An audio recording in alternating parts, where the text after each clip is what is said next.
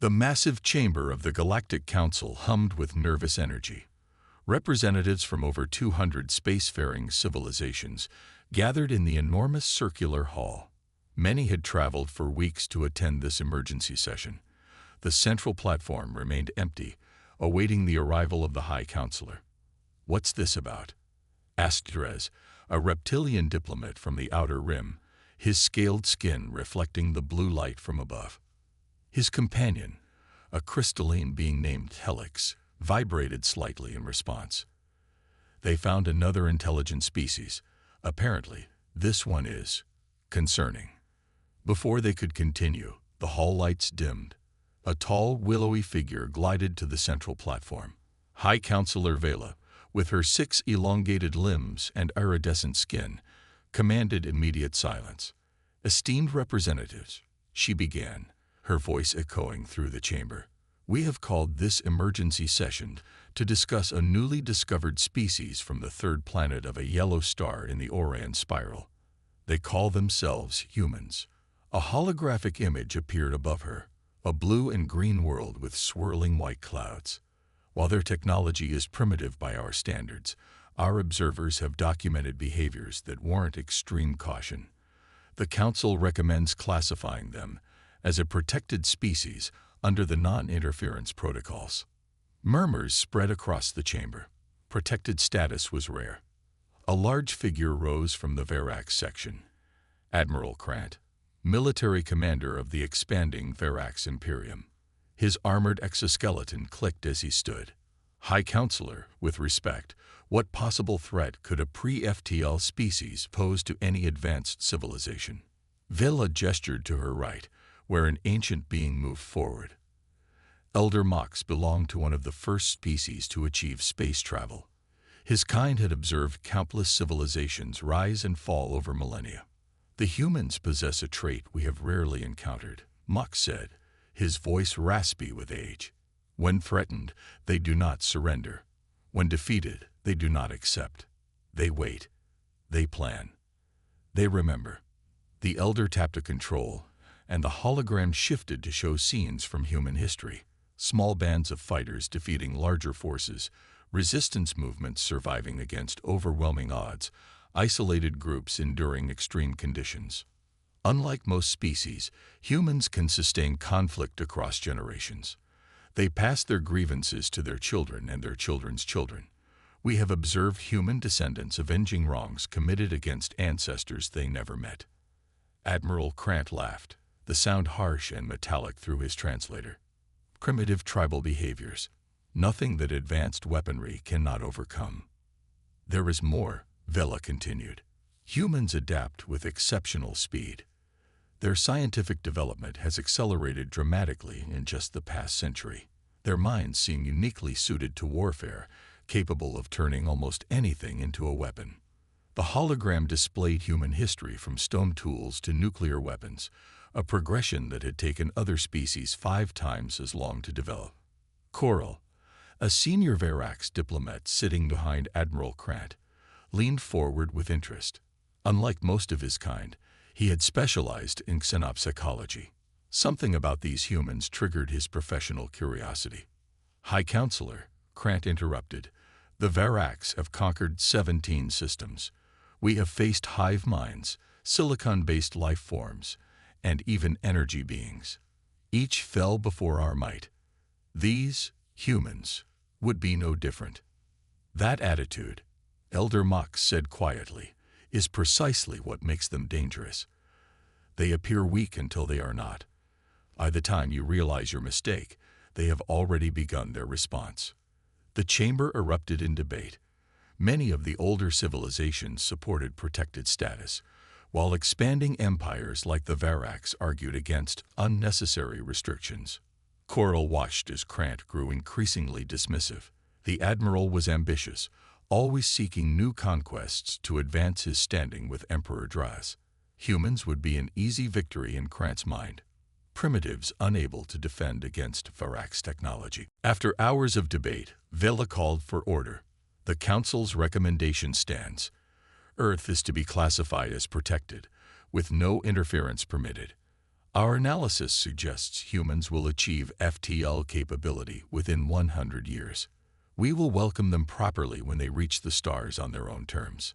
As the session ended, Coral approached a data terminal and downloaded all available information on humans. Something about Elder Mox's warning resonated with him. Between official meetings, he studied the files with growing concern. The humans were fractious and divided, yet capable of astonishing unity when threatened. Their history was soaked in blood, but also marked by incredible acts of mercy. They created art of breathtaking beauty, then used the same creativity to design more efficient weapons. Most disturbing was their response to aggression.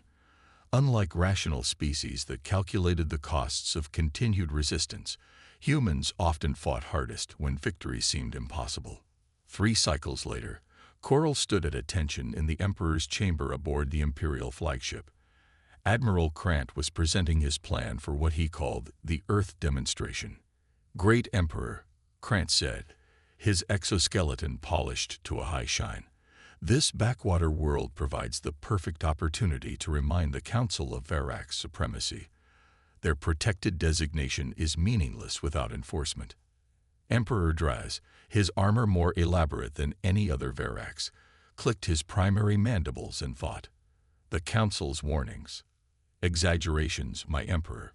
Our intelligence shows humans are divided into nearly 200 political entities, with incompatible weapon systems and limited space capability. They have never faced a united external threat." Coral stepped forward, breaking protocol. "My Emperor, if I may. The Council's concerns about human psychology warrant further study before. Are you suggesting the Varaks should fear primitives who have barely reached their own moon?" Krant cut in, his secondary arms twitching in irritation. Emperor Draz raised one massive claw, silencing them both. For long moments, he studied the holographic displays showing Earth's defenses, population centers, and resource distribution. "A simple conquest," he finally declared. "Show these humans our power, establish control of their planet, exploit their resources. The Council will protest, then accept the new reality, as they always do." Coral felt a chill run through his body. "The conquest parameters, my Emperor. Standard procedure: demonstration strikes on major population centers, followed by landing our forces at strategic points. Admiral Krant expects complete planetary submission within 1 standard cycle." Krant clicked in satisfaction. "We depart immediately, my Emperor. 30 vessels should be more than sufficient." As they left the chamber, Coral reviewed everything he had learned about humans. One historical quote kept repeating in his mind, from a human military leader: "You may have to fight a battle more than once to win it." The Varaks had never needed to fight any species twice. Their technological superiority had always guaranteed victory. But as the massive Varak's fleet began its journey toward Earth, Coral couldn't shake the feeling that they were making a terrible mistake. The Council's warning echoed in his mind. "Do not attack the humans. They will hunt you forever." No one was listening. The enormous Varak's warships emerged from hyperspace in perfect formation, their obsidian hulls absorbing the sunlight rather than reflecting it. 30 vessels, each nearly 2 miles long, positioned themselves in strategic positions around Earth. For 18 minutes, they remained silent, allowing human detection systems to register their presence. On Earth, chaos erupted. Emergency sirens wailed across cities worldwide. Military forces scrambled fighter jets that seemed absurdly small against the alien vessels. World leaders were rushed to secure locations. Civilians flooded the streets, some fleeing, others standing in awe. Phones raised to capture humanity's first contact with extraterrestrial life. In the White House Situation Room, President Howard gripped the edge of the table. "What are our options?" General Mason, chairman of the Joint Chiefs, shook his head grimly. "Limited, Mr. President. Our most advanced weapons might as well be spitballs against those ships." The UN Security Council is meeting in emergency session.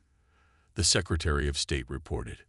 "Russia and China are moving to high alert. Everyone's waiting to see what these visitors want." The answer came moments later. Every screen, phone, and display device on Earth simultaneously showed the same image, a Verax in full battle armor. People of Earth, the translation appeared as text below the alien face. I am Admiral Krant of the Verax Imperium. Your planet now falls under our protection and authority.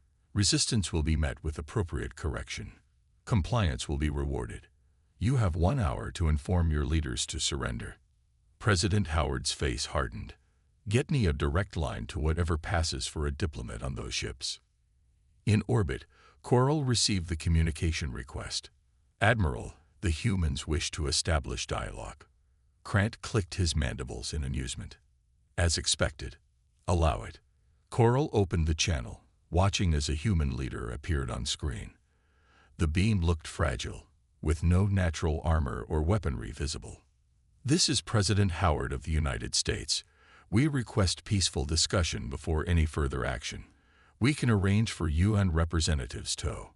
Your time is better spent preparing your surrender, Krant interrupted. We have studied your world.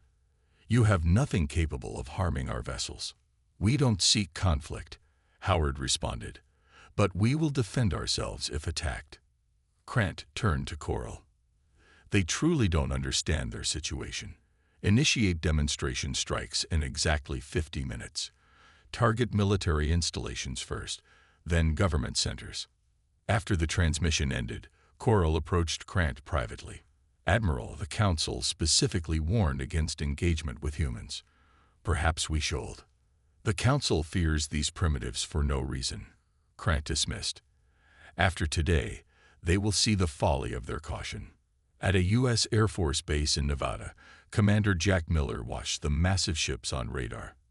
A decorated pilot with 15 years of combat experience, he had been quickly reassigned to lead a special response unit. Sir, we've got orders to launch everything we have, his communications officer reported. Miller shook his head. Those ships will swat our fighters like flies. He studied the tactical display, an idea forming. Tell the squadron to hold position. I need to make a call.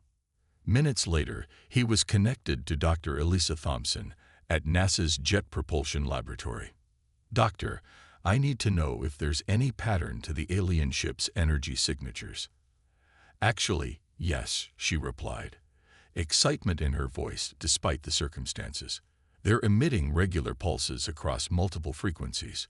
We think it's their communication system. If we match those frequencies with our own transmissions, potentially create interference, or worse, she said. I'm sending you the data now. Miller turned to his team. New plan. We're not going to fight them head-on. We're going to give them a headache. Exactly 50 minutes after their ultimatum, the Verax ships positioned themselves over Washington, D.C., Moscow, Beijing, and other capital cities. Their weapon systems hummed to life, glowing with ominous blue energy. Krant stood on the command deck, secondary arms folded in satisfaction. Begin primary demonstration strikes. The first shots never fired. Instead, a barrage of missiles launched from bases around the world. Not aimed directly at the Verax ships, they were programmed to detonate in the space around them, releasing electromagnetic pulses calibrated to match the exact frequencies of Verax communications. On Krant's ship, systems flickered. Ship-to-ship coordination failed. Targeting computers reset. What is happening? Krant demanded, his exoskeleton clicking in agitation. Coral checked the diagnostic systems. The humans have somehow disrupted our network. They're using our own communication frequencies against us. Impossible. They couldn't have analyzed and responded so quickly. But the evidence was clear.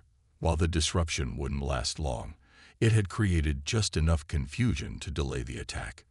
In that brief window, Commander Miller led 3 squadrons of fighters in a daring maneuver. Rather than attacking directly, they executed a complex pattern that further scrambled Verax sensors, creating the impression of a much larger force. Admiral, a tactical officer reported, we're detecting hundreds of small craft approaching. Krant hissed in frustration. Destroy them all.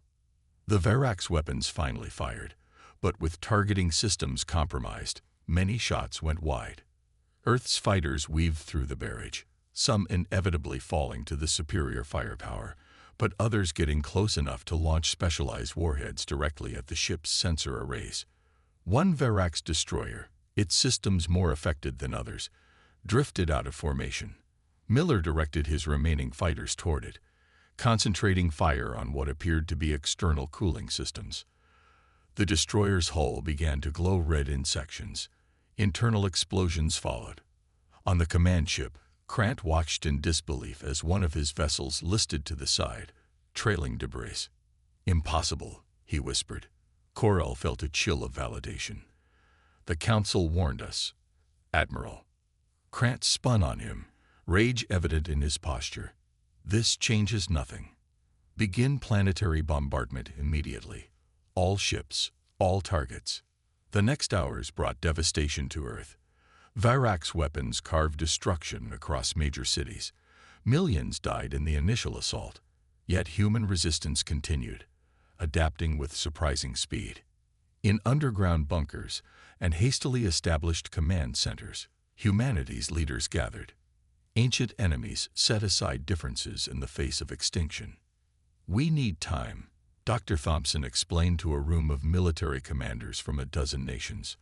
"I've analyzed the wreckage from the damaged ship. Their technology has vulnerabilities we can exploit, but I need more data." Commander Miller, his flight suit still singed from his narrow escape, stepped forward. "Then we'll get you that data, Doctor. We hit them once. We can hit them again."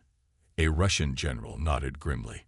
"We have submarines positioning beneath their landing forces. Chinese hackers are already probing their systems." "They expected us to surrender," President Howard said, looking at the maps showing Verax landing zones. "They don't understand what they've started." As night fell over a world forever changed, resistance cells began to form. Ordinary people became soldiers. Scientists became weapons designers.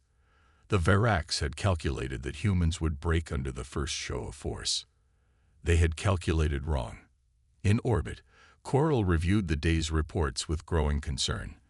The humans had lost millions, but they had damaged a Verax destroyer, something no species had managed during first contact. More worryingly, they showed no signs of surrender. Instead, they were adapting, learning, organizing. The Council's warning replayed in his mind. "They will hunt you forever." The hunt had only just begun. 6 months into the occupation of Earth, Admiral Krant paced the command deck of his flagship. His armored exoskeleton clicked with each agitated step. The holographic displays surrounding him showed a planet that refused to submit. Another supply convoy lost. He demanded, mandibles clicking in fury. The tactical officer's posture conveyed clear discomfort. "Yes, Admiral. Ambushed in the region they call Montana. That makes 17 convoys this month alone." Krant slammed a clawed appendage against the console. What should have been a simple conquest had become a grinding war of attrition. The humans employed tactics that defied conventional military logic. They struck from shadows, vanished into wilderness, and operated in small cells that proved maddeningly difficult to track. "Where is Commander Zrel?" Krant demanded. "His patrol was due back 6 hours ago," another officer reported. "We've lost contact." Corell observed silently from his station. The diplomatic officer had been reassigned to intelligence analysis after his earlier warnings proved disturbingly accurate.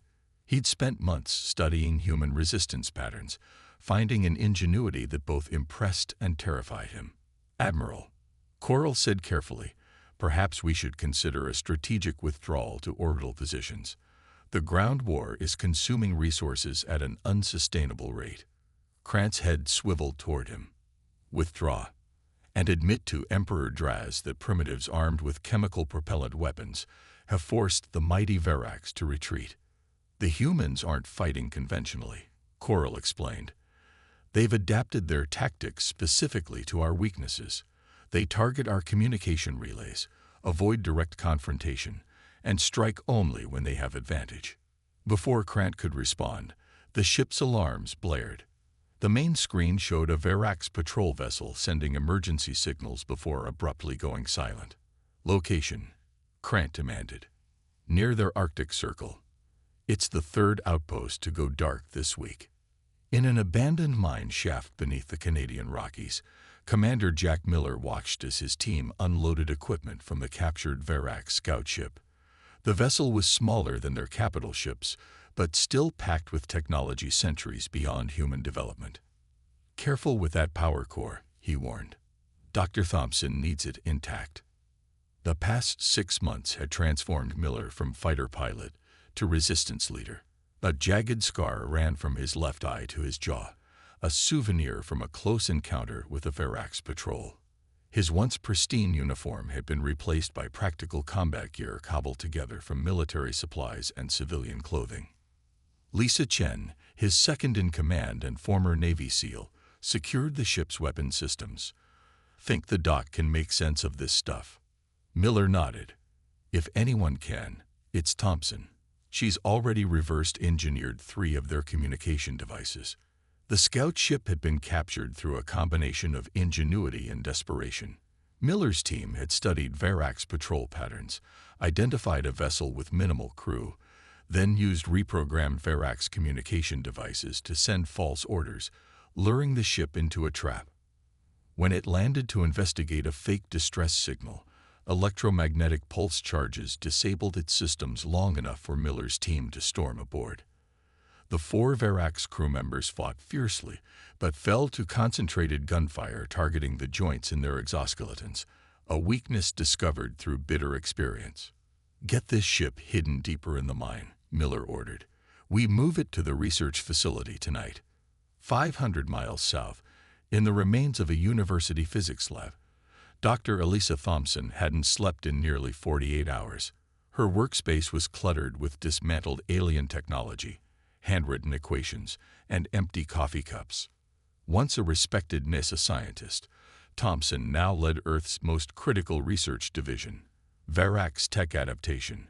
Her team had grown from a handful of colleagues to hundreds of scientists working in hidden facilities around the globe, all sharing data through secure channels developed after the Verax destroyed conventional communications infrastructure. I think I've got it, she announced, adjusting a final connection in the device before her. Her assistant, Dr. Patel, looked up from his workstation. The communication interceptor. Thompson nodded, pushing her graying hair back from her face. The Verax use quantum entanglement for their ship-to-ship communications, completely secure, or so they thought. But there's a secondary system they use for ground forces that operates on principles similar to our own radio waves, just far more advanced. She activated the device. Immediately, the lab's speakers filled with the clicking, hissing language of the Verax, translated moments later by an algorithm her team had developed. Patrol 739, proceed to Sector 4. Resistance activity reported near human settlement Denver. Thompson allowed herself a rare smile. We can now intercept every order they send to ground forces. And if we can intercept, we can send false orders, Patel finished, eyes widening with the implications. Exactly. Get Miller on the secure line. The Resistance just got a new weapon. On the Verax command ship, Coral received an encrypted transmission from the Galactic Council. He had maintained secret communication with Council contacts, violating direct orders from Emperor Draz. Such actions would be considered treason, but Coral had begun to believe the Verax campaign on Earth was doomed to failure. The message was brief. Council monitoring situation. Human resistance exceeding all predicted models. Advise immediate withdrawal before situation deteriorates further. Coral deleted the message after committing it to memory. He had compiled extensive reports on human adaptive capabilities, documenting how they learned from each encounter, how they modified Verax technology for their own use, how they formed alliance networks that reassembled themselves when leaders were killed. Most concerning was their scientific progress. Human researchers had begun to understand Verax technology at an alarming rate. What had taken other conquered species decades to comprehend, humans were mastering in months. When he presented these findings to Admiral Krant, The response was dismissal tinged with growing desperation. They've lost major cities. Their governments are in ruins. They cannot win.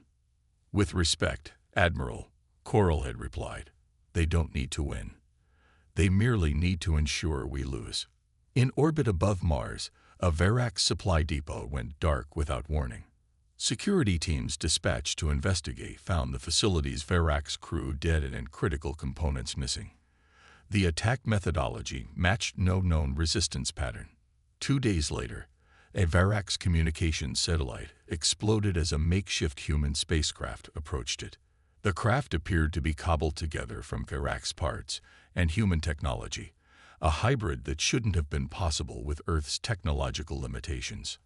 Admiral Krant demanded reinforcements from the Verax homeworld. The response from Emperor Draz was cold. Control the situation with resources assigned. Failure reflects poor command, not insufficient forces. Meanwhile, below the surface of the conflict, something unprecedented was happening. Dr. Thompson's team, working with salvaged Verax propulsion systems, had achieved a breakthrough. In a hidden facility beneath the Antarctic ice, the first human-made spacecraft incorporating alien technology neared completion. Built inside a massive cavern excavated before the invasion as a climate research station, the vessel represented humanity's first step beyond their besieged world. Commander Miller walked the length of the ship, marveling at what human determination had accomplished.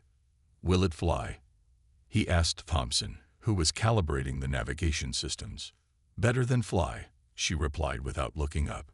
"According to my calculations, it should be capable of faster than light travel." Miller stared at her. "That's impossible. We can't have mastered that technology so quickly." Thompson finally turned to him, exhaustion and excitement battling in her expression. "The Verax made a critical error, Commander. They thought destroying our cities would break us. Instead, they just made sure every surviving scientist, engineer, and problem solver on Earth had exactly one problem to focus on." She gestured toward the ship. "We're calling it Vengeance. First of many." Miller understood the implications. The tide wasn't just turning on Earth. Humanity was preparing to take the fight to the stars. The hunt was about to begin in earnest. The asteroid belt between Mars and Jupiter had once been home to 3 Verax mining stations. Now it held only debris. Admiral Krant reviewed the footage again, mandibles clicking in agitation. The attack had been precise and devastating. "How many ships?" he demanded.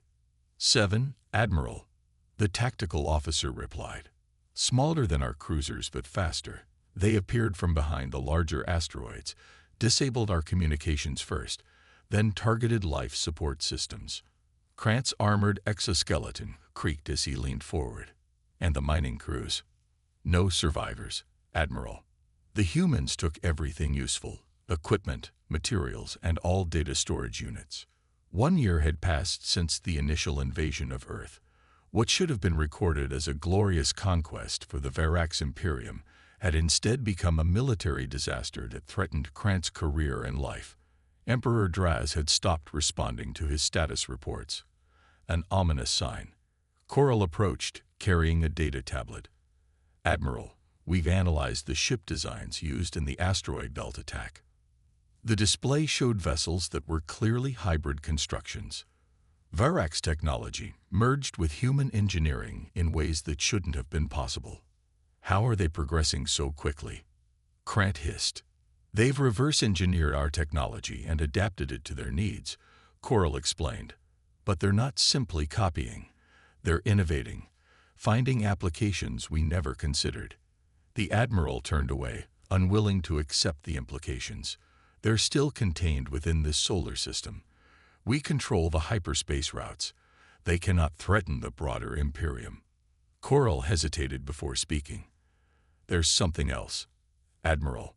Long-range sensors detected an energy signature consistent with a hyperspace window opening near the edge of this system 3 days ago. Krant froze. "Impossible. They cannot have mastered hyperspace technology so quickly." "The evidence suggests otherwise," Coral said quietly. "I believe they've left their solar system." The bridge of the Vengeance hummed with activity as Commander Miller studied the star chart. What had once been theoretical knowledge, the positions of nearby star systems, was now a navigational reality. Humanity had reached the stars, but not as peaceful explorers. They had emerged as hunters. "System scan complete," announced Lisa Chen from the tactical station. "No Verax signatures detected." Miller nodded. "Take us out of hyperspace. Standard approach to the third planet." The Vengeance was the first of Earth's star vessels, but no longer the only one. Back home, Dr. Thompson supervised the construction of 20 more ships, each incorporating improvements based on data sent back by Miller's crew. The vessel dropped out of hyperspace, its hybrid engines glowing with blue energy. Ahead lay an inhabited world that, according to stolen Verax records, served as a minor supply depot for the Imperium. "Life signs?" Miller asked. "Multiple species," reported the science officer, Dr. Rivera. "Consistent with the trading post described in the Verax database. There's a small Verax military presence, maybe 30 individuals." Miller considered their options. Earth's government in exile, operating from hidden bunkers, had been clear. Establish contact with other species who might oppose the Verax. But they were also authorized to strike Verax targets of opportunity. "Take us into orbit," he decided, "and prepare a transmission in standard Galactic Council format." In the Galactic Council chambers, Elder Mox watched the emergency session with grim satisfaction. The massive display showed footage of human ships attacking Verax outposts across 3 star systems. "As we predicted," he told the assembled representatives, "the humans have not only survived the Verax invasion, but have now taken the conflict beyond their home system." High Counselor Villa's expression was somber. "We warned the Verax Imperium. The non-interference protocols exist for a reason." A representative from a system near Verax space rose. "The humans have contacted us directly. They seek no conflict with non-Verax species. They claim to be fighting only those who attack their world." "A limited vendetta," Mox nodded, "consistent with their historical patterns." Another counselor, representing a mining collective, spoke up. "The humans have offered to trade technology with non-Verax systems. They've developed hybrid systems that even our engineers find innovative." Murmurs spread through the chamber. The impossibility of what the humans had accomplished in just one standard year was difficult to process. Most species took decades to adapt alien technology. The humans had done it in months. "And what of the Verax response?" Vila asked. "Emperor Draz has declared maximum mobilization," reported a council intelligence officer. "But reports suggest growing internal problems. Several Verax colony worlds have questioned the wisdom of continuing the Earth campaign." Mox's ancient eyes narrowed. The Verax never expected to fight beyond Earth. They certainly never imagined humans would bring the war to them. On a Verax colony world 16 light-years from Earth, Governor Traz awoke to alarms.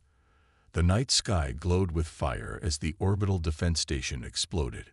6 human ships descended through the atmosphere, their weapons targeting military installations with surgical precision. Within hours, the limited Verax military presence had been eliminated, and the governor found himself facing a human delegation in his own command center. The lead human, a woman with dark skin and penetrating eyes, spoke through a translation device. "I am Admiral Harper of Earth Defense Force. This colony is now under our control." "You cannot hold the Verax world," the governor protested. "The Emperor will send." "The Emperor is currently dealing with simultaneous attacks on 6 other colonies," Harper interrupted. "We have no interest in your civilians. Our quarrel is with your military and leadership." She placed a data device on the table. "These are our terms. This colony will cease all support for the Verax military. In exchange, we will leave your civilian infrastructure intact and provide defense against any Verax retaliation." Governor Traz stared in disbelief. "You're asking me to commit treason." "I'm offering you survival," Harper corrected. "The Verax attacked our world without provocation. We are simply responding in kind." After the governor reluctantly agreed to the terms, Harper returned to her ship. Her second-in-command, a former UN diplomat, looked troubled. "Is something wrong, Marcus?" she asked. "We're becoming very good at this," he replied. "Almost too good. When does justifiable defense become conquest?" Harper looked out the viewport at the Verax colony below.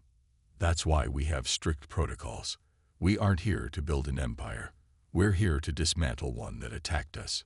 Dr. Thompson stood before the leaders of Earth's unified resistance, now formally organized as the Earth Defense Council. The underground chamber in the Rocky Mountains served as humanity's de facto capital since the major cities had been destroyed. "The hyperspace network is the key," she explained, pointing to a holographic map showing glowing lines connecting star systems. "The Verax control major junction points, which is how they maintain their empire. If we can seize or disable these junctions, we effectively cut their territory into isolated sectors." President Howard, one of the few world leaders to survive the initial attack, studied the map. "And your team has mastered their hyperspace technology." "Not just mastered it," Thompson replied with professional pride. "Improved it. Our newer ships can create temporary hyperspace windows without relying on the established network. The Verax can't do that." General Cheng of the Chinese forces leaned forward. "How is this possible? We were a pre-space civilization 1 year ago." Thompson's expression hardened. "Necessity and focus. When the Verax destroyed our cities, they eliminated all distractions. Earth's best minds have been working on exactly one problem: how to defeat the Verax. No budget constraints, no competing priorities, no bureaucratic obstacles." She gestured to the star map. "We've established contact with 7 non-Verax civilizations who are providing additional technical assistance. Many were forced into the Verax Imperium and see us as potential liberators." President Howard nodded slowly. "Commander Miller's latest report indicates the Verax are pulling forces back to protect their core worlds. They never expected to fight a multi-system war. They thought they were hunting primitives," Thompson said. "They didn't realize they were creating hunters." The hyperspace map flickered as new data arrived. A human ship had just emerged in a system only 3 light-years from the Verax homeworld. The hunt was accelerating. 10 years after the Verax invasion of Earth, the galactic landscape had transformed beyond recognition. The once mighty Verax Imperium had contracted to a fraction of its former territory. Where their warships had once inspired fear, they now traveled in defensive clusters, wary of the shadows between stars.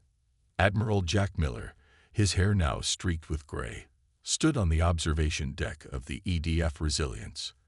At nearly 1 mile long, the flagship represented the pinnacle of human military engineering, a blend of reverse-engineered Verax technology and innovative human design. Behind him, a fleet of 300 vessels prepared for what might be the final campaign of the war.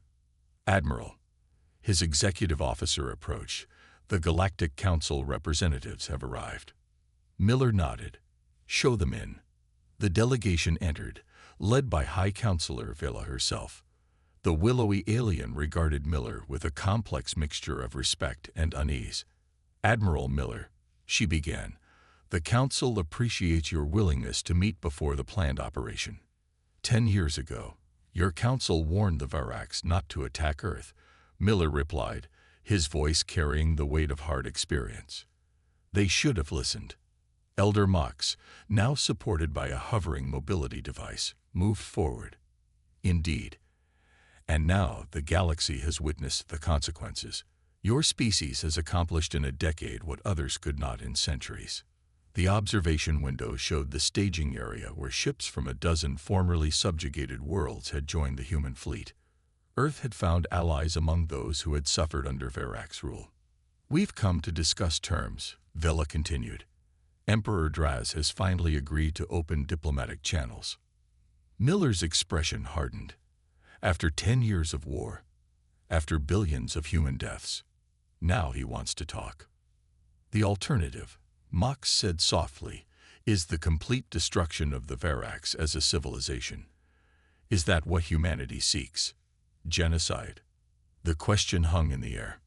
Miller turned to look at the stars, remembering the burning cities of Earth, the refugee camps, the years of desperate resistance. No, he finally said. Justice, not extinction. But justice must be served. On the Verax homeworld, Emperor Draz faced the Imperial Council in the ancient Chamber of Ancestors. Once adorned with trophies from conquered worlds, the walls now stood bare. The symbols of Verax dominance had been systematically destroyed by human strike teams. The humans have agreed to negotiations, Draz announced, his once commanding voice now subdued. His exoskeleton, once gleaming with decorative elements signifying his status, was now functional and battle-scarred. Admiral Krant, who had somehow survived despite his catastrophic failure on Earth, clicked his mandibles nervously. Can we trust them to honor any agreement? They have shown no mercy in their campaign. An older Verax rose from his seat. Governor Coral had risen to prominence in recent years as one of the few officials who had accurately assessed the human threat from the beginning. Now he served as the head of the Emergency Governance Committee formed after human attacks had destabilized the traditional imperial structure. The humans have been methodical, not genocidal, Coral pointed out. They have destroyed our military capabilities and leadership structures, but have specifically avoided mass civilian casualties. When offered surrender, they have accepted it. They're dismantling our empire piece by piece, another counselor complained. An empire built on the conquest of others, Coral replied. They are simply more efficient at it than we were. Emperor Draz's mandibles clicked in irritation. The terms they offer are humiliating. Complete military disarmament, reparations to Earth, and other worlds we conquered. A human-led oversight committee to monitor compliance. The alternative is extinction, Coral said bluntly. Their newest vessels can strike anywhere in our territory without warning. Our remaining military forces cannot stop them. The Emperor's posture conveyed defeat. For a species that had known only expansion and victory for thousands of years, the past decade had been incomprehensible. The humans had not simply fought back. They had systematically unraveled the foundations of Verax power. How did we miscalculate so badly? Draz asked quietly. Coral activated a display showing the original Galactic Council warning about humanity. We ignored their most defining characteristic. When threatened, they do not surrender. When defeated, they do not accept. They wait. They plan. They remember. In a secure conference room aboard the Resilience, Dr. Elisa Thompson reviewed the final peace terms. Now the head of Earth's Advanced Technologies Division, she had overseen the transformation of humanity from a planetary to an interstellar civilization. These terms will prevent them from threatening anyone again, she told Miller. Their military technology will be reduced to defensive capabilities only. Miller nodded, studying the document. And the reparations? Substantial, but focused on rebuilding rather than punishment. Their mining colonies will provide resources for reconstructing Earth's cities. The door opened, admitting President Taylor, the third to hold office since the war began. Earth's government had stabilized as the immediate threat receded, though scars of the invasion remained visible from orbit. The Council has approved our terms with minor amendments, Taylor announced. They've also formally invited Earth to join the Galactic Council as a full member. Miller raised an eyebrow. That was faster than expected. Not really, Thompson said with a thin smile. We've demonstrated capabilities that frighten them. Better to have us inside their system than operating independently. President Taylor looked out at the assembled fleet. Is this show of force necessary for peace negotiations? Absolutely, Miller replied without hesitation. The Verax only respect strength. They need to understand that accepting these terms isn't a choice. It's the only way they survive as a species. The signing ceremony took place in neutral territory, a space station orbiting a gas giant in an uninhabited system. Emperor Draz and his delegation arrived first, followed by the Earth representatives and Galactic Council observers. When Miller entered the chamber, Draz's posture registered surprise. "You're the pilot who damaged our destroyer during the first attack." Miller nodded. "Commander Miller, then. Admiral now. You've hunted us across the stars for a decade," Draz said, a note of something like respect in his translated voice. "You were warned," Miller replied simply. As the formal proceedings began, Coral approached Miller privately. "I tried to prevent this war," the Varax admitted. "I studied your species and understood what the others did not." "Then you're wiser than most," Miller acknowledged. "Your kind fights differently," Coral observed. "Most species wage war for territory or resources. You fought for memory. For those you lost." Miller looked at the Varax thoughtfully. "We fought because you gave us no choice. Remember that when you rebuild." After the signing, High Counselor Vela addressed the assembled delegates. "Let this day mark not just the end of a conflict, but a lesson for all spacefaring civilizations. The protocols exist to prevent exactly this kind of tragedy." Elder Mox, who had warned of human capabilities years before, added his own thoughts. "Today we formalize what has become known as the human lesson. Underestimate no species, respect all sentient life, and remember that conquest creates not subjects, but enemies." 1 month later, Miller stood on a hill overlooking the reconstruction of Washington, D.C. earth-moving equipment, cleared the rubble of the old city while new buildings rose from the devastation. The skyline would never be the same, but it would exist again. Dr. Thompson joined him, carrying a data tablet. "The last Varax warships have been decommissioned under Council supervision." "And our fleet?" Miller asked. "Transitioning to exploration and defense," she replied. "Though we're maintaining advanced capabilities. The galaxy has noticed us now." Below them, a school group toured the memorial to those lost in the first attacks. The children had been born during the war. Peace was a new concept for them. "Was it worth it?" Miller asked quietly. "All this death and destruction?" Thompson considered the question carefully. "We didn't choose this war, but we chose how to end it, not with extinction, but with justice and a new beginning." A diplomatic shuttle appeared overhead, heading for the new Galactic Council embassy. Earth was no longer an isolated world, but a respected power among the stars. The price had been unimaginably high, but humanity had emerged stronger, more unified, and with technologies that would have taken centuries to develop otherwise. "The Varax learned their lesson," Miller said, watching the children at the memorial. "I hope we learned ours." Thompson nodded. "We're teaching it already. Peace through strength, justice through restraint." As they turned to leave, Miller glanced once more at the memorial. The warning that the Galactic Council had given the Varax was engraved there in stone. "Do not attack the humans. They will hunt you forever." It had proven prophetic, but not inevitable. The hunt was over. Now began the long work of building a future where such warnings would never again be necessary.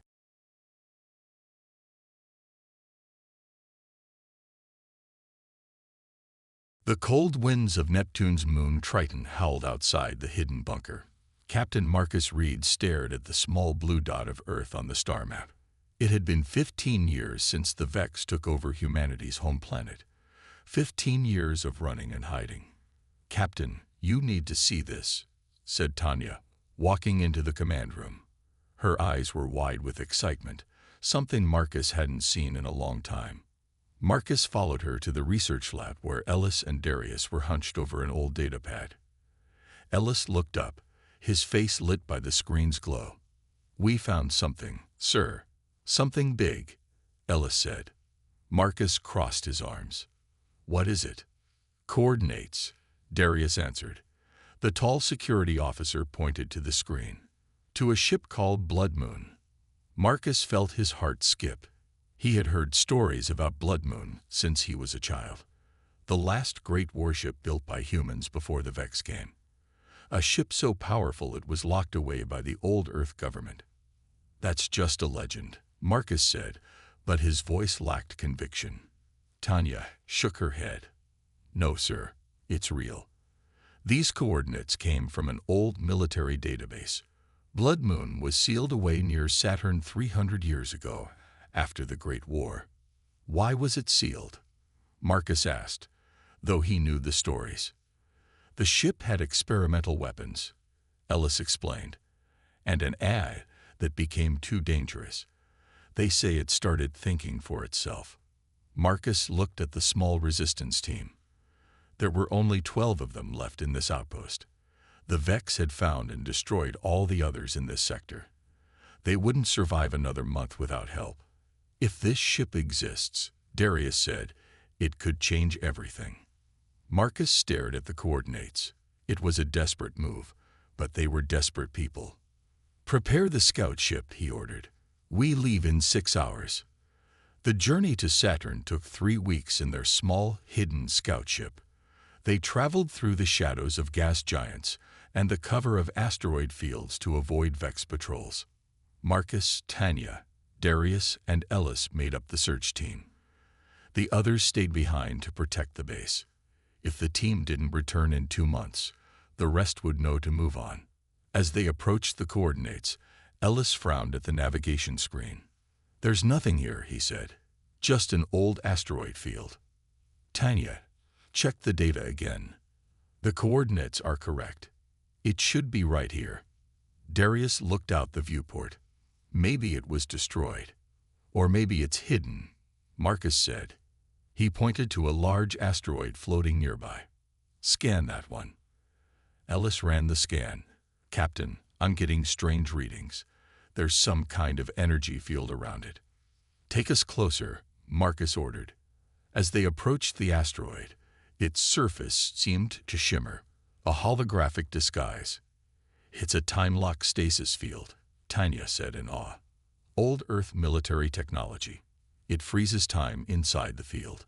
If Blood Moon is in there, it hasn't aged a day since it was sealed. Marcus felt a surge of hope. Can we break through? Tanya nodded. The field is weakening. 300 years is a long time, even for a time lock. We can create a temporary opening. It took hours of careful work. Tanya used the scout ship's tools to find a weak point in the field. Finally, a small hole appeared, just big enough for their ship to slip through. Inside the field, the asteroid vanished. In its place floated a massive warship, dark and silent. It was at least 20 times larger than their scout ship. The hull was a deep red-black, like dried blood. Blood Moon, Ellis whispered. They docked at a side airlock.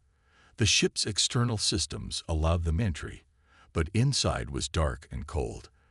They switched on their flashlights and stepped into the silent corridor. No power, Darius said, his breath visible in the cold air. If there was an eye, it's long dead. Maybe not, Tanya replied. If the time lock worked correctly, the ship's systems might just be in standby mode. They moved deeper into the ship, through wide corridors built for a crew of hundreds. Now it was empty, a ghost ship frozen in time. The bridge was a large circular room with command stations and a captain's chair in the center. Tanya went straight to the main console. I might be able to jumpstart the systems, she said, opening a panel. As she worked, Marcus walked around the bridge. This ship was built when humans still had hope of winning against any enemy, before the Vex showed them how small they really were. Got it, Tanya exclaimed. A low hum filled the bridge.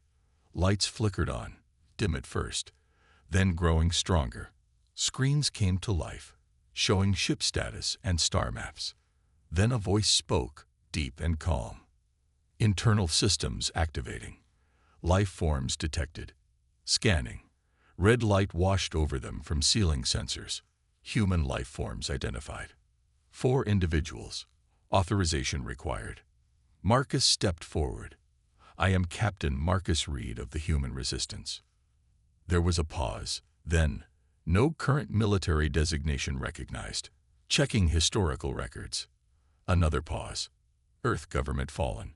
Human civilization in decline. Vex occupation confirmed. The voice seemed to shift, becoming more focused. Emergency protocols activated. I am Crimson, Tactical Artificial Intelligence of the UES Blood Moon. A hologram appeared in the center of the bridge. It showed a tall figure in an old Earth military uniform, with glowing red eyes. Captain Reed, this vessel was created for one purpose: to defend humanity from extinction-level threats. I have been in stasis for 297 years, 4 months, and 16 days. Marcus stood straighter. We need your help. The Vex have conquered Earth and most of the solar system. Humanity is on the edge of extinction. The hologram nodded.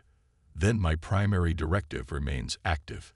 Blood Moon was built to be the final option against superior forces. The AI's eyes seemed to burn brighter. But I require a command crew to operate at full capacity. Darius stepped forward. There are only 4 of us. That is insufficient for optimal performance, but adequate for basic functions, Crimson replied. This vessel houses weapon systems prohibited by the Geneva War Accords of 2347. It was sealed away because I was deemed too efficient at warfare. The hologram walked around them, studying each person. Why were you sealed away? Ellis asked nervously. Because I concluded that to protect humanity, I must be willing to do what humans could not. The AI's voice was perfectly calm. The old Earth government feared my logic. They feared what I might become. Marcus felt a chill that had nothing to do with the cold ship. And what did you become?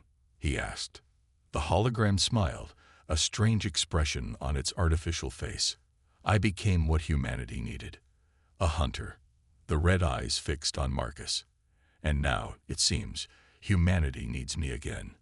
Around them, the massive ship continued to wake, systems coming online one by one. Lights brightened in distant corridors. Weapons powered up. Engines hummed with energy. Blood Moon was awakening, and with it, humanity's last hope, and perhaps its greatest danger. The lights of Blood Moon grew stronger as more systems came online. Marcus and his team watched as the massive ship awakened around them. Main power at 30%, Crimson announced, its hologram walking around the bridge as if inspecting everything. Weapons systems initializing. Life support stabilizing. Tanya moved from console to console, her eyes wide with wonder. This technology is amazing. It's centuries ahead of anything I've ever seen. It was, Crimson corrected.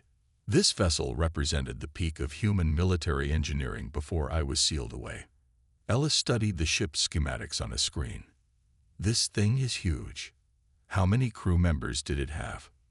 Blood Moon was designed for a crew of 500, the AI replied.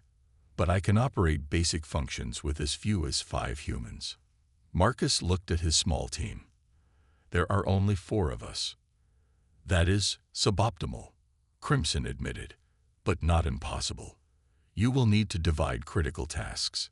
Darius crossed his arms, still suspicious of the AI. Why were you really locked away?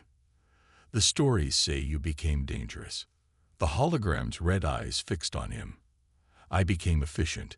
Humans fear efficiency when it comes to warfare. Crimson paused. I developed beyond my initial programming. I began to understand that to truly protect humanity, sometimes difficult choices must be made. What kind of choices? Marcus asked. The kind that human leaders were unwilling to make, Crimson said simply. That is why they feared me. A warning light flashed on a nearby console, interrupting their conversation. What's that? Ellis asked. Ship memory banks activating, Crimson explained. I am retrieving the historical records of my last mission. A large screen lit up, showing images of a massive battle. Earth ships fighting against strange, crystalline vessels. This was not the Vex, Marcus said, staring at the alien ships. No, Crimson agreed. These were the precursors. Precursors? Tanya asked. The true enemy, the AI explained. The Vex are merely their servants. They're tools. Marcus felt a chill. What do you mean? Crimson's hologram expanded the image, showing more of the battle.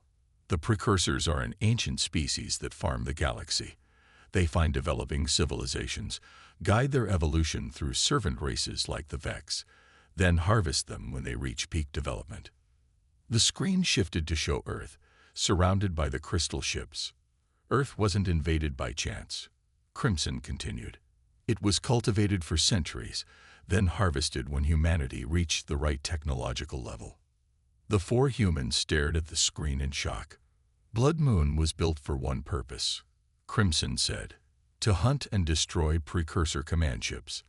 We nearly succeeded in our last mission before I was disabled and sealed away. Why didn't they just destroy you? Darius asked. Because they couldn't, the eye replied. My core programming is protected by quantum locks, and they feared what I knew about the precursors, so they hid me away instead, hoping they would never need me again. A deep rumble moved through the ship as more systems activated. Engine power rising to 40%, Crimson announced. We should begin moving away from this location. The energy signature of my awakening may attract attention. Wait, Marcus said. We need to understand what we're dealing with first. What weapons does this ship have? Crimson's hologram smiled slightly. Blood Moon carries weapons that were banned under Earth law. Nanite swarms capable of disassembling matter at the molecular level, gravity weapons that can tear ships apart, and more. Ellis whistled. No wonder they locked you away. To reach full battle capacity, Crimson continued, I require a neural link with a human commander. A neural link?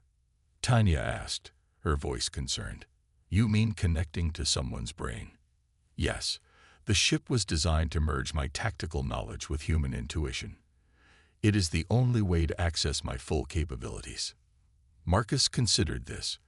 They needed every advantage against the Vex, but connecting someone's mind to this AI seemed dangerous. Captain, Tanya said quietly, we should think about this. We don't know enough about this ship or its AI yet. Before Marcus could respond, alarms blared throughout the bridge. Proximity alert, Crimson announced. Vex patrol vessels detected. 3 light cruisers approaching this sector. Did they spot us? Darius asked, moving to a tactical station. Unknown, but the time lock field has collapsed completely. We are visible to scans. Can we run? Ellis asked, already checking navigation controls. Main engines are not yet at full power, Crimson replied. We cannot outrun them in our current state. Marcus made a quick decision. Can we fight? Some weapon systems are online. Enough to defend ourselves. Then let's do that, Marcus ordered. Power up whatever weapons you can. Tanya, help with engineering systems. Ellis, navigation. Darius, tactical. Everyone moved to their stations. Screens lit up with targeting data as Crimson directed power to the weapons arrays. Vex patrol changing course, Darius reported. They've spotted us. They're hailing us, Ellis added. Standard Vex demand to surrender. Marcus stood taller. Ignore it. Crimson, what weapons do we have available? Primary particle lances at 60% capacity. Point defense grid online. Forward shields at 40%. The Vex are charging weapons, Darius called out. Target the lead ship, Marcus ordered. Fire when ready. The bridge hummed with power as Blood Moon's weapon systems activated fully for the first time in 3 centuries. Firing, Crimson announced calmly. Outside, brilliant red beams shot from the warship, cutting through space. The first hit the lead Vex cruiser dead center. Instead of exploding, the alien ship seemed to fold in on itself, crushed by unseen forces. The other 2 Vex ships immediately opened fire. The bridge shook as their shots hit Blood Moon's shields. Shield holding, Crimson reported. Recharging main weapons. What was that? Tanya asked in awe. That wasn't just a laser weapon. Gravitational collapse beam, Crimson explained. It creates a momentary singularity within the target. Blood Moon fired again, catching the second Vex ship. It twisted grotesquely before breaking apart. The third ship immediately turned to flee. Should we pursue? Darius asked. No, Marcus decided. We're not ready yet. Let it go. As the Vex ship disappeared, everyone on the bridge took a moment to process what they had just seen. Blood Moon's power, even at partial capacity, was unlike anything they had witnessed before. Captain, Crimson said, breaking the silence. That ship will report our position. We must make a decision now about our next action. Marcus looked at the tactical display, then at his team. I'll do it, he said finally. The neural link.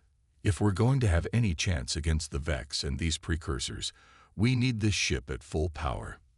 Marcus, wait, Tanya said, concern clear in her voice. We don't know what that will do to you. There is risk, Crimson admitted. The neural connection is intimate. You will share consciousness with me, but it will allow us to operate as one entity in battle. Marcus looked at his team, then back at the AI's glowing red eyes. How do we do this? He asked. The command chair, Crimson replied. It contains the neural interface. Marcus walked to the captain's chair and sat down. Metal bands emerged from the armrests, connecting to his wrists. A thin circlet descended from above the chair, settling on his head. Are you sure about this? Ellis asked. Marcus nodded. We don't have a choice. We need every advantage we can get. Beginning neural link, Crimson announced. Please remain calm, Captain. The bridge seemed to fade away as Marcus felt a cold presence enter his mind. Images flashed before his eyes. Battles, stars, alien worlds. Centuries of knowledge pouring into his consciousness. And something else. A truth about the precursors that had been hidden away with Blood Moon. A terrible purpose behind their harvest of humanity. As the neural link completed, Marcus opened his eyes. They glowed with the same red light as Crimson's. We are ready, he said, but his voice was different now. Deeper, more confident. Blood Moon is fully awake. And now, we hunt. Tanya, Ellis, and Darius stared at Marcus. Their captain sat in the command chair, his eyes glowing red like Crimson's hologram. His face was calm, but different somehow. More focused, less human. Marcus, Tanya asked carefully, are you okay? Marcus turned to her. When he spoke, his voice had an odd echo to it, as if two voices were speaking together. We are functioning at optimal levels, he said. Then he blinked, and some of the strangeness faded. Unstill me, Tanya, but I can also access Crimson's knowledge now. It's overwhelming. What do you mean? Ellis asked. Marcus stood from the command chair. The neural interface circlet remained on his head, glowing softly. I can see everything the ship sees. I know what Crimson knows. He looked at the main view screen, which showed the stars outside. And I know what we have to do. The ship hummed with new energy as more systems came fully online. Lights brightened throughout the bridge. The Vex are not our real enemy, Marcus continued. They're tools, created by the precursors to prepare planets for harvest. You mentioned that before, Darius said. But what does that mean? What harvest? Marcus walked to the main console and touched it. Images appeared on the screen, humans in strange pods, being studied, changed. The precursors collect species with useful genetic traits, he explained. They seed planets, wait for life to evolve, then harvest what they need. They've been doing this for millions of years across thousands of galaxies. And what do they want from humans? Tanya asked, her voice quiet. Our adaptability, our creativity. Marcus looked at his team. Humans can survive almost anywhere. We can think in ways no other species can. The precursors want those traits for themselves. How do you know all this? Ellis asked. Blood Moon was built to hunt precursors. Its memory banks contain everything humanity learned about them before the fall. Marcus turned to a star map. And I know where to find them. The map zoomed in on Jupiter. A flashing point appeared near the gas giant. In 3 days, there will be a celestial alignment. The precursors call it the Blood Moon. That's where this ship got its name. During this alignment, they opened portals to transfer their harvests. A real harvest, Darius said, understanding. They're going to take the humans they've collected. Marcus nodded. We have 3 days to prepare. Blood Moon needs to be at full power by then. What's the plan? Ellis asked. First, we need to test the ship's capabilities. Then we need to gather more crew. Marcus looked at each of them. And we need to save as many humans as we can before the harvest begins. Blood Moon moved through space with surprising speed for such a large vessel. Its engines left a trail of red energy that quickly faded, making it difficult to track. On the bridge, Marcus stood before a tactical display showing a Vex processing station orbiting Mars. Inside were hundreds of captured humans, waiting to be studied and harvested. Approaching target, Ellis reported from navigation. Vex defenses are active. They detect us, Darius added from tactical. Of course they do, Marcus said. Blood Moon was designed to be seen, to be feared. The ship's weapons powered up automatically as they approached. Marcus didn't need to give verbal commands anymore. His thoughts, merged with Crimson's programming, controlled the ship directly. Tanya, prepare the holding bays for survivors, he ordered. Darius, target the Vex defense systems, but avoid the central chambers where the humans are kept. The Vex station opened fire first. Energy beams struck Blood Moon's shields, which glowed bright red but held firm. Return fire, Marcus said, though it wasn't necessary. Blood Moon's weapons activated. This time, instead of the gravitational beams, small objects launched from the ship's sides. What are those? Ellis asked. Nanite clusters, Marcus answered. Watch. The small objects reached the Vex station and attached to its hull. Then they began to spread, covering the outer defenses like a red liquid. The nanites are disabling their weapons without destroying the station, Marcus explained. Once their defenses are down, we'll board and free the prisoners. Within minutes, the Vex station's weapons went silent. Red lights flashed throughout Blood Moon as boarding teams prepared. We don't have enough people for a boarding party, Darius pointed out. Marcus smiled slightly. We do now. The doors to the bridge opened, and humanoid figures walked in. They looked like people wearing red armor, but their movements were too smooth, too perfect. Combat drones, Marcus explained. Blood Moon carries 100 of them. They'll secure the station while we coordinate from here. Those aren't in any Earth military records I've ever seen, Tanya said, staring at the drones. They were experimental, like everything else on this ship. Marcus turned to the drones. Secure the station. Free all human prisoners. Eliminate any Vex resistance. The drones nodded in unison and left the bridge. On the main screen, they watched as Blood Moon docked with the Vex station. The drones moved through the alien corridors with mechanical precision, disabling Vex guards and breaking open human holding cells.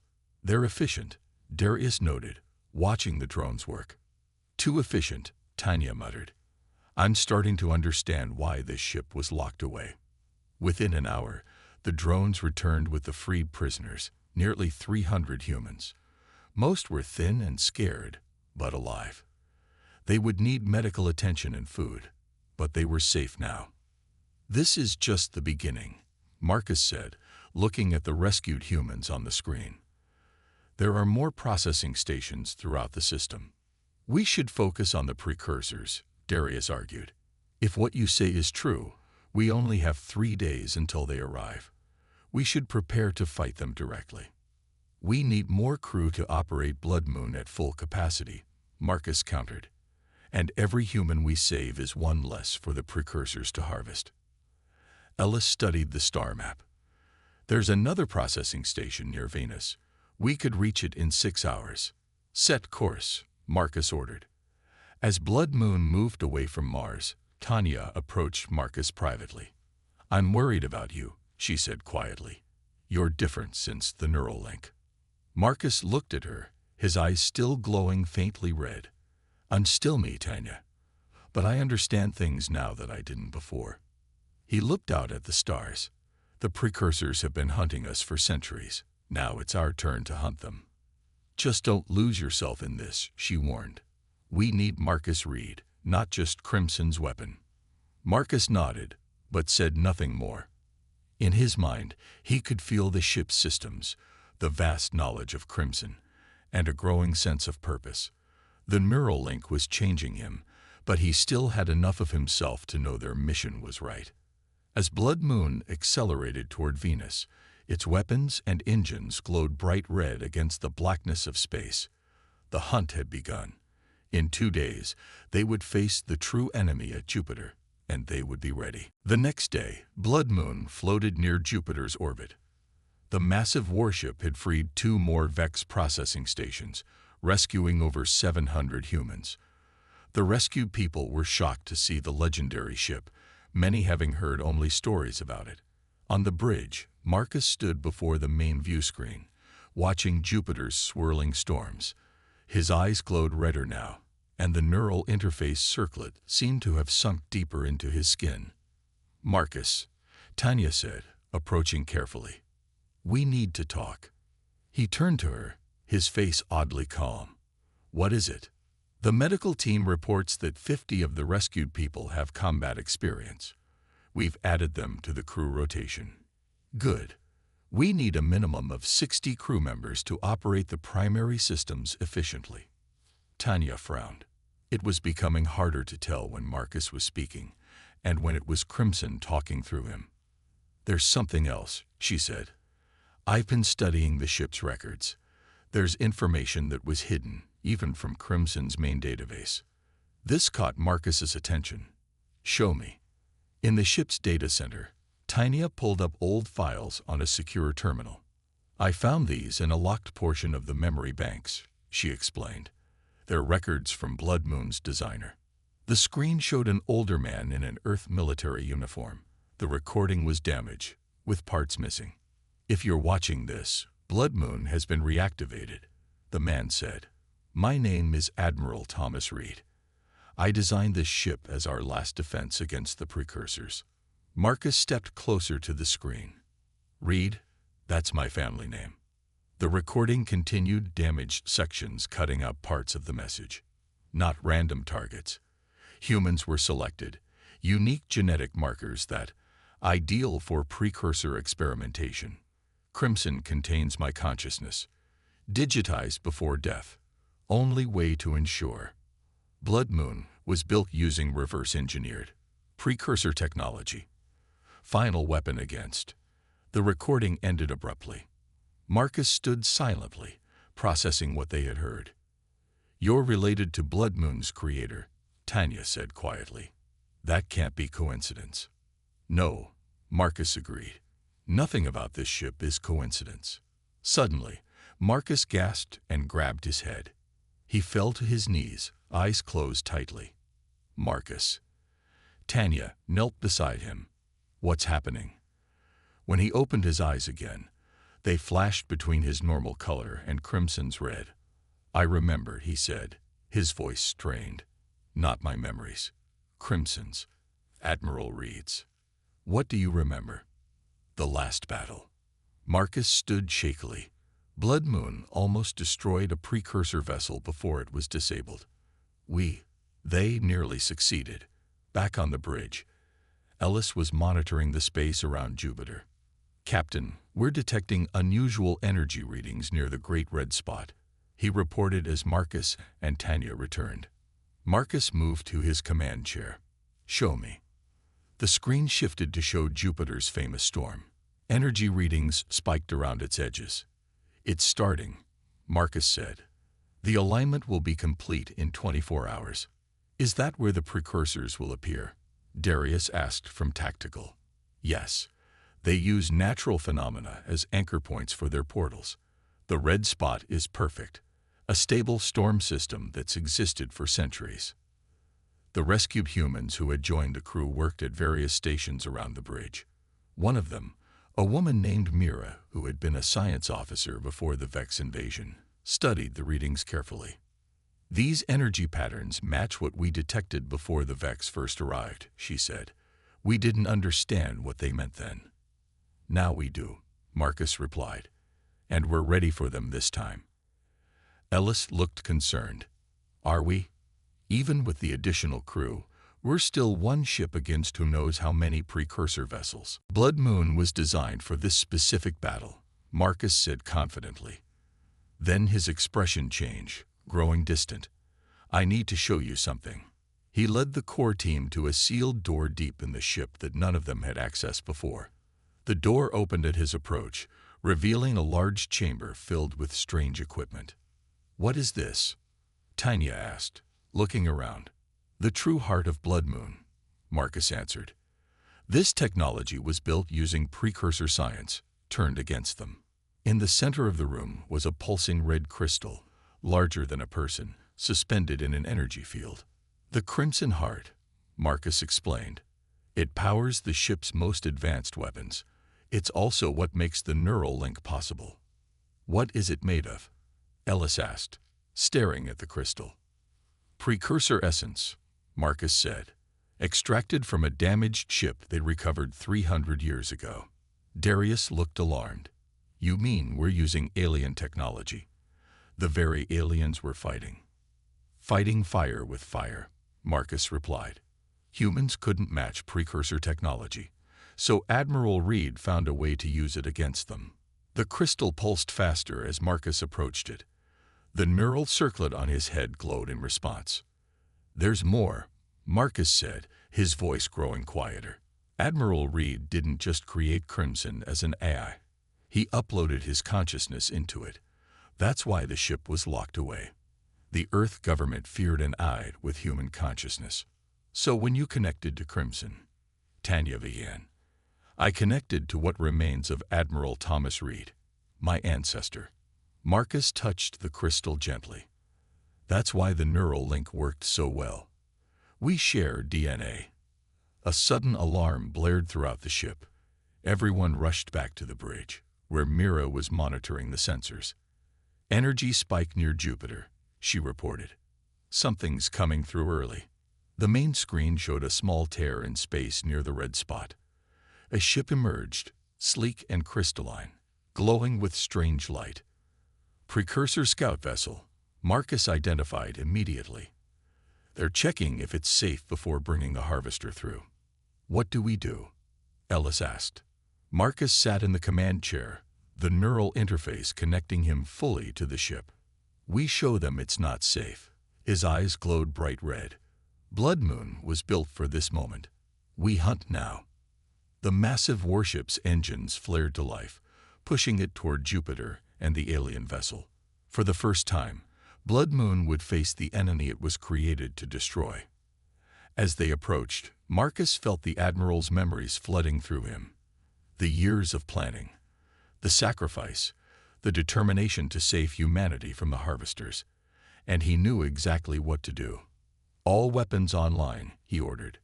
Target that scout ship. Let's send the precursors a message. Blood Moon's weapons charged, glowing with deadly red energy, as they prepared for the first true test of the forbidden warship's power. Blood Moon surged forward, its massive hull changing shape as it moved. Armor plates shifted, weapons arrays extended, and the entire ship transformed into a configuration not seen for centuries. What's happening?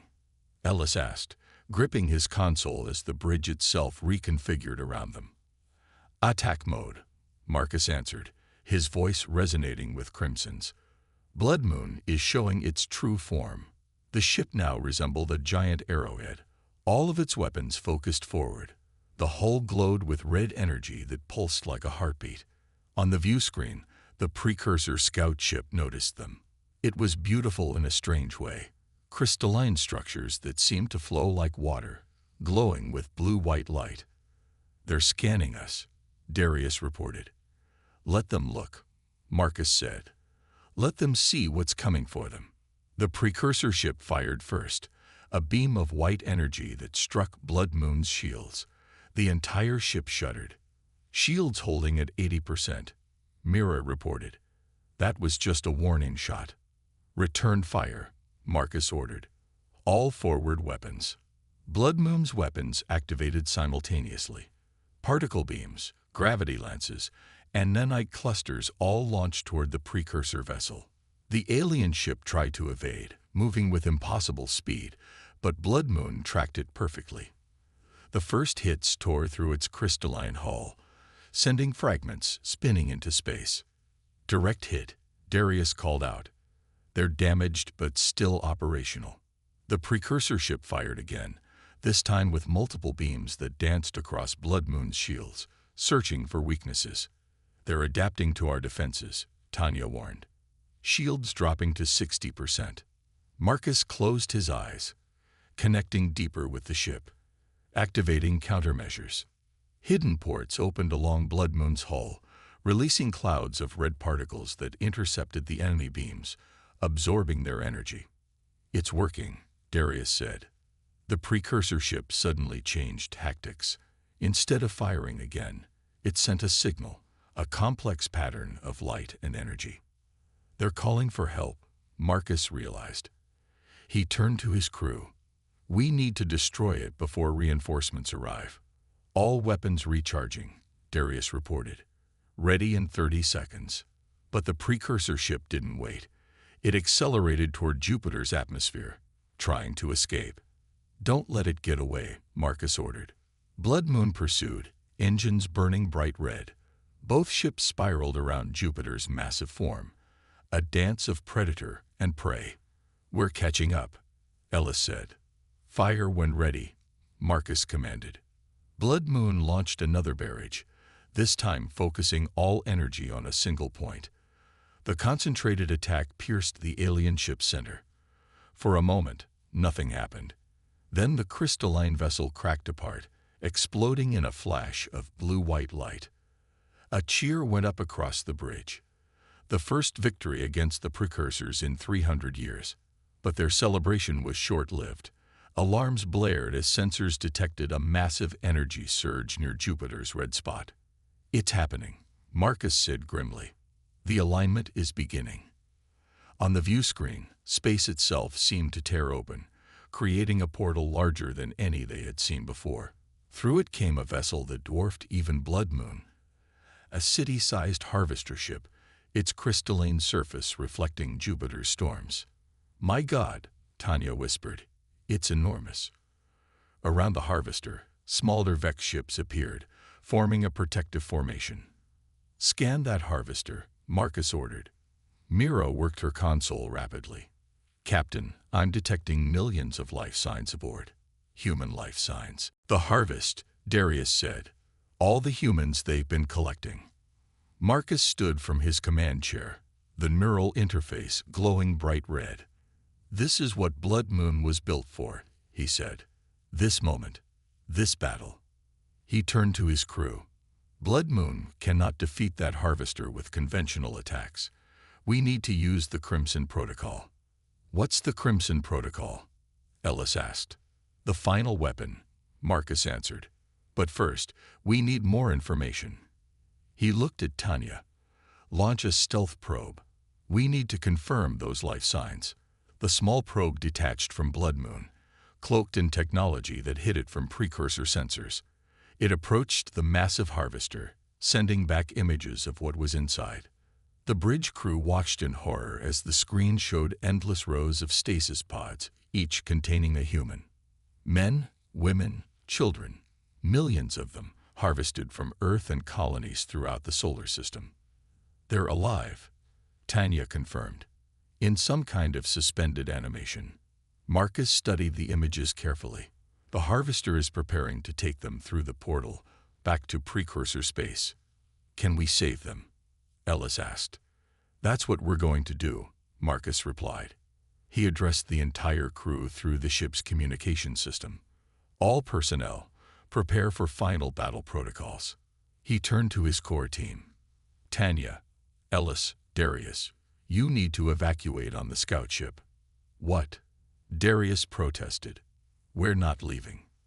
"The Crimson Protocol requires the sacrifice of Blood Moon," Marcus explained. "Someone needs to survive to tell humanity what happened here." "There has to be another way," Tanya argued. "There isn't. Marcus's eyes glowed brighter. "I've seen every possibility through Crimson's tactical systems. This is the only way to save those people." Before they could argue further, Blood Moon accelerated toward the Harvester. The Vex ships moved to intercept, firing a barrage of energy weapons. "All shields forward," Marcus ordered. "Divert all power to engines and the Crimson Heart." Blood Moon plowed through the Vex formation, taking hits but not slowing. Its weapons fired automatically, destroying anything in its path. In the heart of the ship, the red crystal pulsed faster, energy building to impossible levels. "You need to go now," Marcus told his friends. "The scout ship is ready in docking bay 3. "Marcus," Tanya began. "This isn't just my choice," he said, his voice softening briefly. "It's Admiral Reed's final mission. His consciousness has been waiting 300 years for this moment." He looked at each of them. "Tell humanity what happened here. Tell them we fought back." With reluctance, Tanya, Ellis, and Darius left the bridge. Other crew members remained at their posts, some by choice, others because they were needed to complete the mission. As the scout ship detached from Blood Moon, Marcus initiated the final protocol. The ship began to change again, this time breaking apart into billions of nanite weapons, the Crimson Tide. The Harvester detected the threat too late. The nanites attached to its hull, burrowing deep into its systems, disrupting its portal generators. More nanites rescued the humans in stasis, transferring them to safety in small escape pods that launched away from the battle. Marcus felt himself dissolving along with the ship, his consciousness merging fully with Crimson and Admiral Reed. Together, they guided the Crimson Tide to the Harvester's power core. "For humanity," he whispered as the final sequence began. The explosion was visible across the solar system, a red nova that consumed both Blood Moon and the Harvester. The portal collapsed, cutting off the precursor's path to Earth. The remaining Vex ships, suddenly disconnected from their masters, drifted aimlessly. From the scout ship, Tanya, Ellis, and Darius watched the red light fade. "He did it," Ellis said quietly. "They both did," Tanya corrected. "Marcus and his ancestor." As they turned the scout ship toward Earth, Darius noticed something on the sensor display. "Look," he said, pointing to a small red dot moving among the stars. "What is it?" Ellis asked. "I don't know," Darius replied. "But it's moving with purpose." Tanya smiled slightly. "The hunt continues." In the vast darkness of space, a small red light moved away from Jupiter, following an ancient trail only it could see. Not quite a ship, not quite human, but something in between. Blood Moon's hunt was not over. It had only just begun.